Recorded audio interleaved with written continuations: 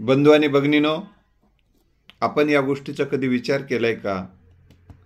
भारतीय संविधानाची प्रत जाळली जाते. भारतीय संविधानाच्या संदर्भामध्ये जेव्हा जेव्हा प्रश्न निर्माण होतात तेव्हा तेव्हा सर्व भारतीय माणसांनी समोर येण्याची गरज असते. पण असं का घडत नाही?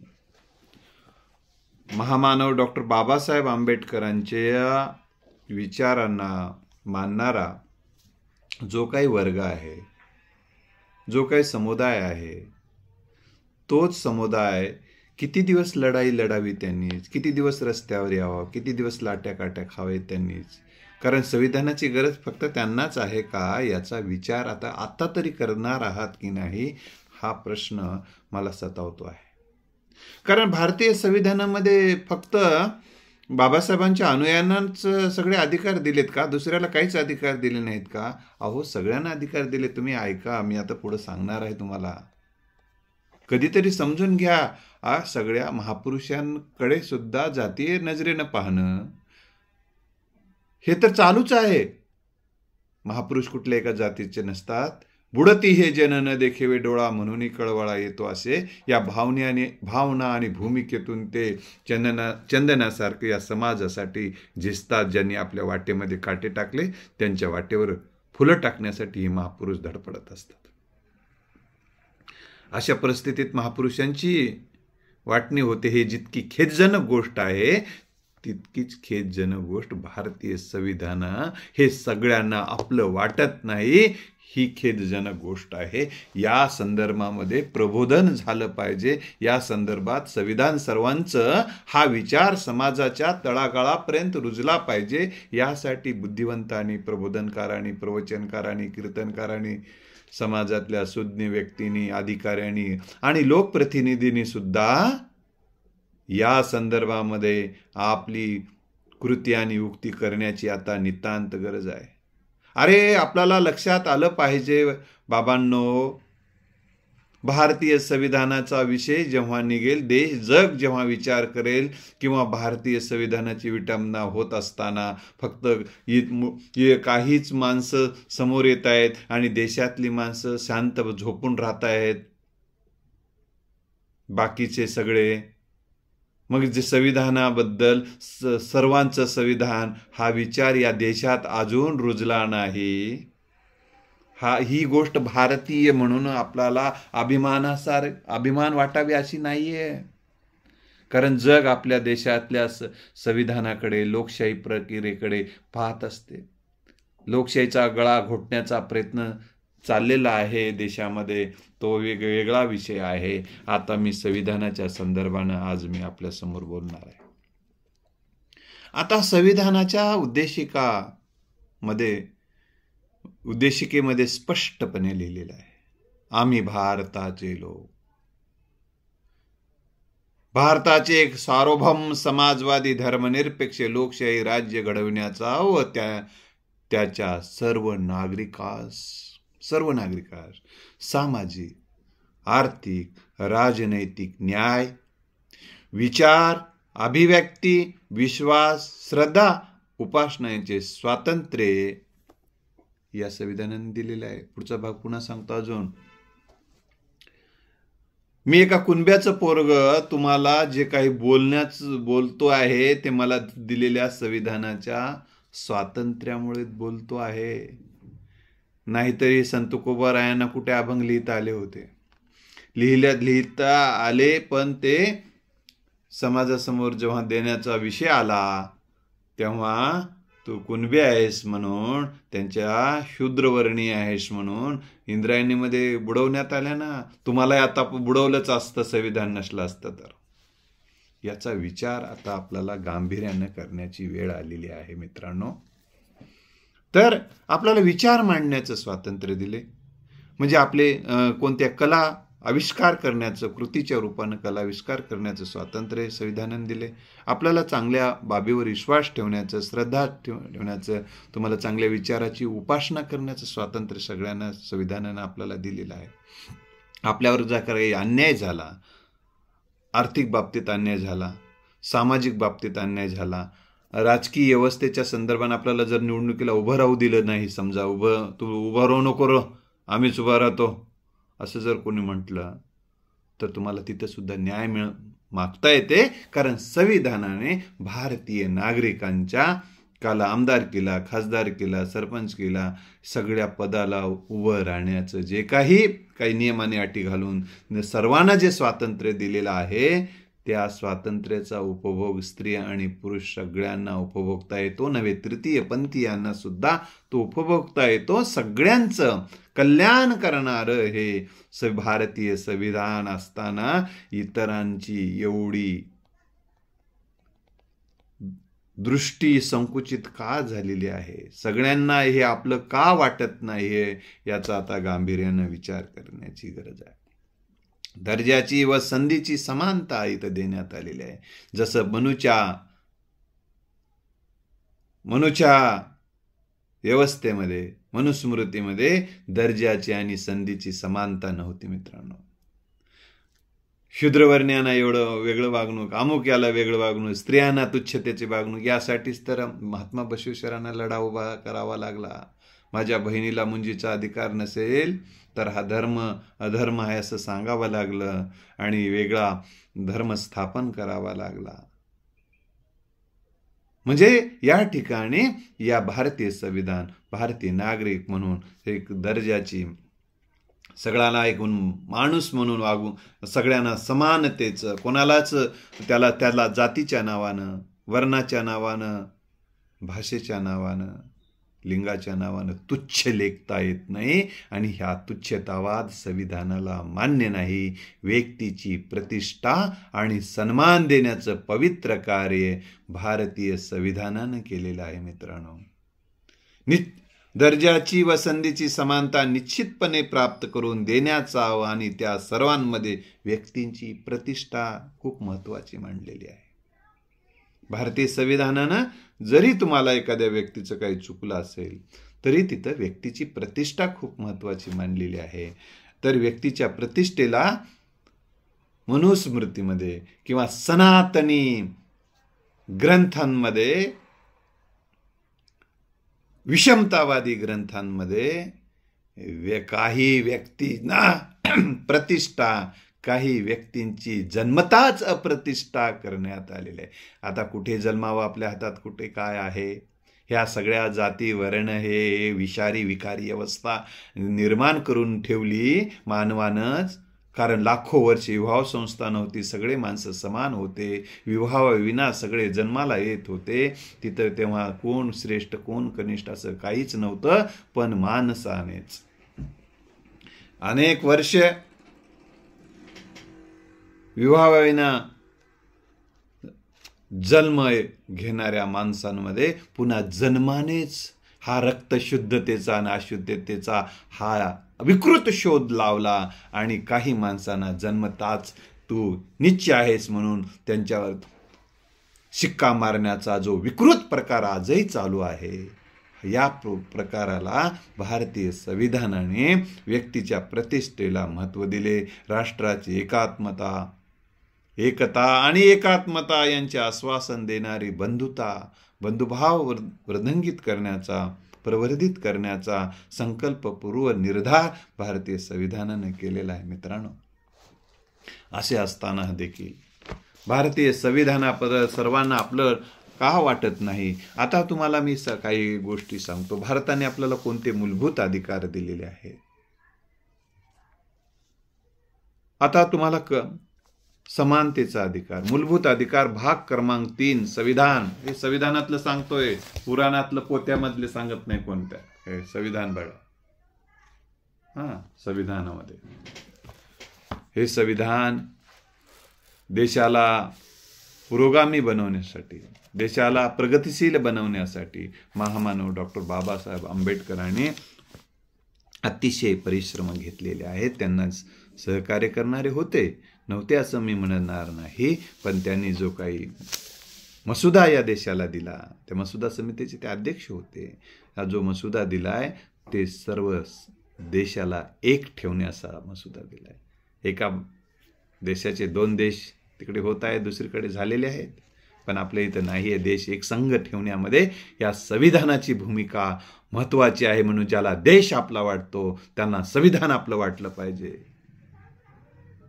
पैसे जसे चलन जसं आपलं वाटते खिशात घेताना, तसं संविधान हृदयात घ्या ना मग.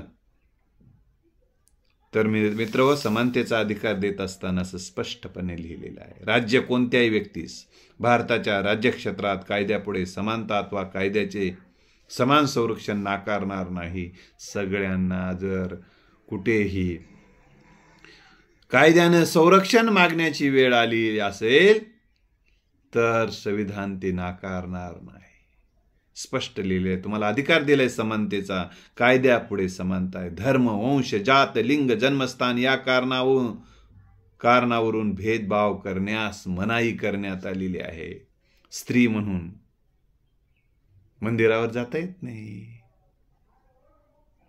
स्त्री म्हणून आणि अमुक करता येत नाही, या जातीचा म्हणून मंदिरावर जाता येत नाही, किंवा सार्वजनिक तळ्यावर पाणी पिता येत नाही. हा जो घाणेरडा प्रकार या देशामध्ये चालला गेलेला होता, याला मूठमाती देण्याचं काम भारतीय संविधानाने केलेलं आहे.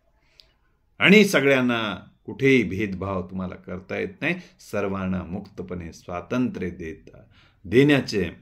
देण्याचं पवित्र कार्य भारतीय संविधानाने केलेलं आहे.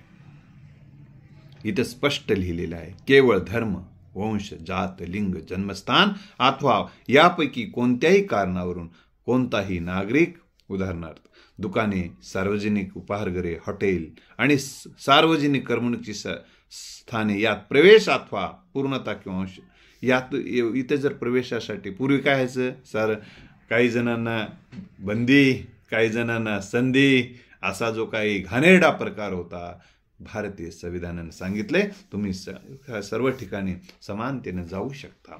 तिथले काही नियम आणि अटी हे सगळ्यांनाच असतील ना. मग असतील तर असतील. जरा समजा बूट काढून बाहेर बूट काढावं आणि मग मध्ये जावं, मग ते सगळ्यालाच असेल का? सगळ्यालाच अधिकार आहे. ते बंधन सगळ्याला आहे. हा, एक विशिष्ट बंधनं लादलेली आहेत, पण ते सगळ्यांनाच बंधन आहेत. आणि मग तिथे जे काही स्वातंत्र्य दिलेलं आहे ते सगळ्यांनाच दिलेलं आहे. ही गोष्ट आपण लक्षात ठेवली पाहिजे.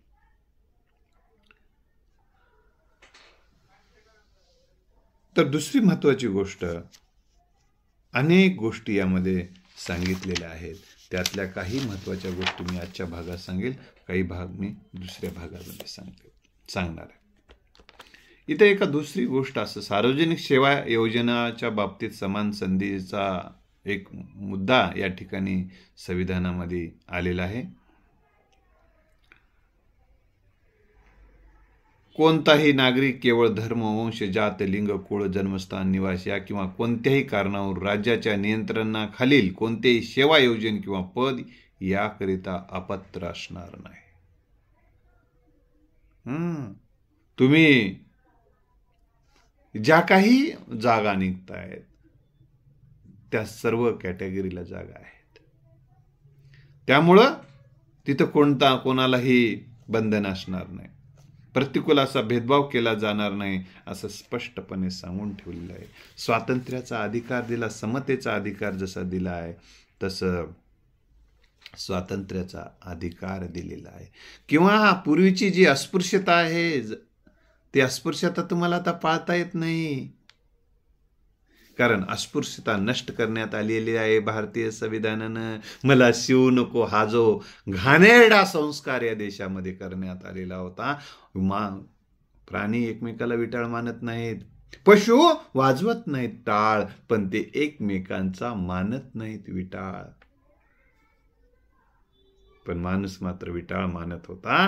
त्या विटाळ मानण्याच्या विकृतीवर हल्ला करण्याचं काम आणि ती विकृती विश्ववल्ली मुळातूनच उपटून टाकण्याचं काम भारतीय संविधानानं केलेलं आहे. त्यामुळे आता तुम्हाला अस्पृश्यता पाळायचं म्हणून ठरवलात तर तुम्हाला जेलची हवा खावी लागेल, हे लक्षात ठेवा. अस्पृश्यता नष्ट करण्यात आलेली आहे, तिचे कोणत्याही स्वरूपातील आचरण आता निषिद्ध करण्यात आलेलं आहे. अस्पृश्यतेतून उद्भवणारी कोणती समर्थता लादणे हा कायद्यानुसार शिक्षापात्र अपराध असेल. एका गावामध्ये एक सैनिक झालेला मुलगा मारुतीच्या मंदिरावर गेला आणि तिथे गेल्यानंतर काही गावातले ज्याचा मेंदू गुडघ्यात आहे ते काट्या घेऊन आले आणि पोलीस स्टेशनलाच गेले आणि म्हणाले की आमचं मंदिर याने बाटवलं. तिथल्या PIनं सांगितलं, अरे मूर्खांनो, आता जा घरी, नाही तर तुम्हाला मला तुरुंगात टाकावं लागेल, कारण तुम्हाला अस्पृश्यता पाळता येत नाही. चोर ते चोर आणि शिरजोर कशाला आलात म्हणून हाकलून लावलं. म्हणून मित्रहो, या देशामध्ये आपल्याला स्वातंत्र्य, समता, बंधुत्वाचं मूल्य रुजवण्याची संधी भारतीय संविधानाने दिलेली आहे. वैज्ञानिक दृष्टिकोन रुजवण्याची संधी भारतीय संविधानाने दिलेली आहे.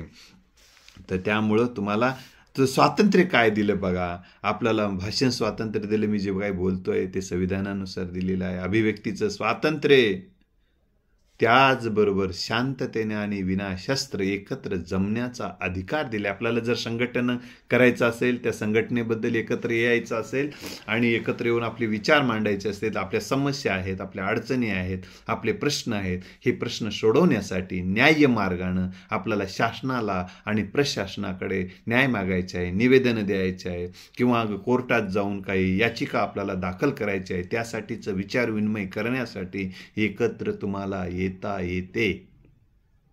फक्त संचारबंदीचा काळ जर असेल तितकंच रस्त्यावर तेवढं येता येणार नाही. ते मग कोणालाही येता येणार नाही. त्या काळात तुम्हाला घरात बसून त्यावेळेस करता येते. तर अधिसंघ आणि संघ बनवण्याचा तुम्हाला अधिकार आहे. तर भारताच्या राज्य क्षेत्रात सर्वत्र मुक्त संचार करण्याचा तुम्हाला अधिकार दिलेला आहे. भारतीय संविधान सगळ्यालाच दिलेला आहे ना. कोणताही पेशा आचरण्याचा, मला कुठलाही पेशा आचरण्याचा किंवा कुठल्याही नागरिकाला पेशा आचरण्याचा, कोणताही व्यवसाय करण्याचा, उद्यम किंवा धंदा चालवण्याचा अधिकार आहे. नाही, आमचा उद्योग हेच आहे. आमचा परंपरेनं आलेला उद्योग फक्त परंपरेतल्याच व्यक्तीनं करावं, असा जो काही घातक प्रथा परंपरा ज्या होत्या त्याचा वर संविधानानं सांगितलं असं काही नाही. तुम्हाला जर एखादं चांगला पद्धतीचा एखादं बूट तयार करता येत असेल तर तुम्ही बूट तयार करू शकता, कोणी करू शकता. तुम्हाला चांगल्या पद्धतीचं प्रबोधन करता येत असेल तर कुठल्याही समाजाचा माणूस कीर्तन करू शकतो, प्रवचन करू शकतो, प्रबोधन करू शकतो आणि धर्मातली तत्व जी चांगली आहेत ती सांगू शकतो. हे जसा प्रबोधनाचा अधिकार आहे. किंवा कुठल्याही पदावर तुम्हाला जाता येते, पोलीस पाटील होता येते, सरपंच होता येते, कलेक्टर होता येते, जे प्रोफेसर होता येते, इंजिनियर होता येते, तलाठी होता येते, ग्रामसेवक होता येते आणि समाजाची सेवा करता येते तुम्हाला.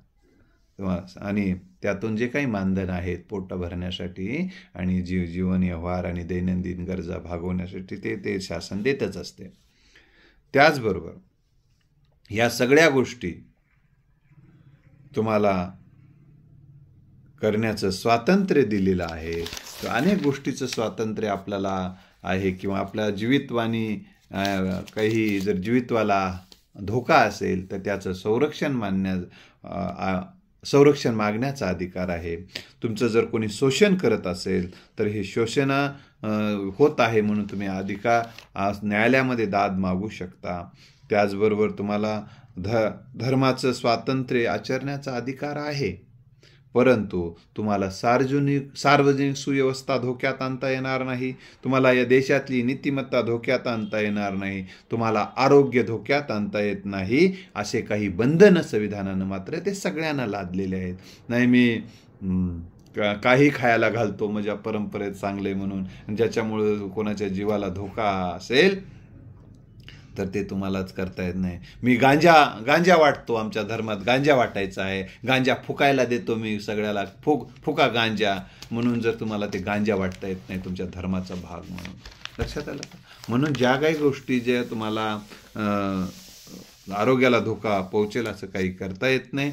अशा अनेक गोष्टी ज्या भारतीय संविधानानं आपल्याला दिलेल्या आहेत, कर्तव्यही दिलेले आहेत, ते सगळ्यांना दिलेले आहेत. पुढच्या भागामध्ये आणखीन भारतीय संविधानामुळे आपल्याला काय मिळालेलं आहे आणि त्याविषयीची कृतज्ञता म्हणून भारतीय संविधानाबद्दलचा आदर बाळगणं, भारतीय संविधानावर कोणी जर हल्ले करत असेल तर त्याला त्याच्या संदर्भानं बोलणं, त्याच्या संदर्भानं लिहिणं, त्याच्या संदर्भानं जाणीव जागृती करणं, त्या संदर्भानं निवेदनं देणं, त्या संदर्भानं एक जागरूक समाज, संविधान प्रेमी जागरूक समाज निर्माण करणं हे आता सगळ्यांचं कर्तव्य आहे. म्हणून मित्रहो, भारतीय संविधानाचे अनंत उपकार आपल्यावर आहेत. हे तुम्ही मनुस्मृती वाचल्यानंतर स्त्रियांना तर मनुच्या जोखडातून मुक्त करण्याचं अतिशय पवित्र काम केले. इतर अनेक जाती धर्माला अनेक चांगल्या संधी भारतीय संविधानानं दिलेल्या आहेत. तर त्यामुळं आपण जे नोकऱ्या आज करतो आहोत, आपण राजकारणामध्ये जे आहोत, आपण जे वेगवेगळे व्यवसाय उद्योगामध्ये जी प्रगती करत आहोत, आपल्याला जे काही वेगवेगळ्या प्रकारचं स्वातंत्र्य दिलेलं गेलेलं आहे, हे भारतीय संविधानाची देण आहे. आपल्याला शिक्षण घेण्याचा अधिकार भारतीय संविधानानं दिलेला आहे. इतरांना शिक्षणाचा अधिकारच नव्हता. शिक्षण आणि प्रशिक्षणाचा अधिकार संविधानानं दिलेला आहे. वेद म्हणण्याचा वेद मक्तेदारी होती काही जणांची, जणू काही त्यांनीच ठेका घेतला होता. म्हणजे वेगवेगळ्या पद्धतीचं शिक्षणाचा काही जणाला अधिकार नाही, ज्ञान घेण्याचा अधिकार नव्हता. ही या देशाला घात करण्याचा जो काही प्रकार होता, किंवा शस्त्र फक्त अमुक एका लोकांनीच घ्यायचे म्हणून इतर फक्त मग देशात परकी आक्रमण होत असताना बघत बसले, मग कुणी यावेळी टिकली मारून जावे, ही परिस्थिती या देशामधल्या वर्णव्यवस्थेमुळे झालेली आहे. ही वर्णव्यवस्था मुळातून उखडून टाकण्याचं काम भारतीय संविधानाने केलेलं आहे. आज तुम्ही कुठले सैन्यात भरती होऊन कुठल्याही समाजातला माणूस आज शस्त्र हाती घेऊन देशाचं संरक्षण करू शकतो, समाजाचं संरक्षण करण्याचं पवित्र काम करू शकतो. हे भारतीय संविधानाची देण आहे. नाही तर नाही, तू क्षत्रिय आहेस काय, तरच घे शस्त्र हातामध्ये. हा जो घाणेरडा प्रकार होता, हा घाणेरडा प्रकार दूर करून अतिशय पवित्र प्रकार या देशामध्ये रुजवण्याचं पवित्र काम भारतीय संविधानाने केलेलं आहे. भारतीय संविधानाचे अनंत आपल्यावर उपकार आहेत. या अनंत उपकाराबद्दल आपण भारतीय संविधानाबद्दल कृतज्ञता व्यक्त करूया. आणि भारतीय संविधान ह्याचं संरक्षण करणं म्हणजे स्वतःचं संरक्षण करणं, स्वतःच्या समाजाचं संरक्षण करणं, या देशाचं संरक्षण करणं आहे. त्यामुळे ही संरक्षण यंत्रणा उभं करण्यासाठी प्रत्येक माणसाने जागरूकतेनं काम करण्याची गरज आहे. ब्राह्मण महिलांना सुद्धा स्वातंत्र्य दिलं ना. ब्राह्मण पुरुषांना पण शस्त्र हाती घेण्याचं स्वातंत्र्य दिलं. सैन्यात ब्राह्मणही काही प्रमाणात आहेतच ना.